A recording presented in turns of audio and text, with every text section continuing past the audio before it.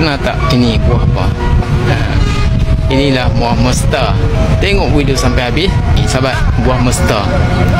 Buah dia macam buah manggis, tapi dia bujur sikit. Tengok buah dia. Musim ni dekat Bentung Pahang. Kita tengok buah mesta, sahabat. Isi dah. Macam buah manggis dia manis. Orang Pahang mungkin dah biasa dengan buah mesta ni. Buah dia macam buah manggis, sahabat. Tengok isi dia macam mana. Oh, isi dia macam buah manggis, sahabat. Itu dah manis sikit. Kita rasa dulu. Bismillahirrahmanirrahim.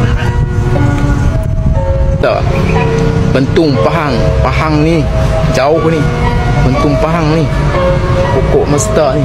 Bagi orang utara mungkin asing buah mesta. Pertama kali rasa buah ni. Rasa macam buah manggis. Macam buah manggis sebab dia macam spesies manggis.